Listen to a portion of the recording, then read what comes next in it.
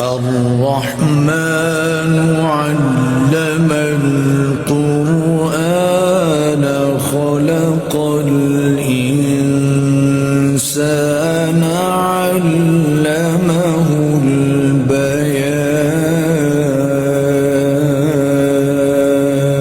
الشمس والقمر بحسبان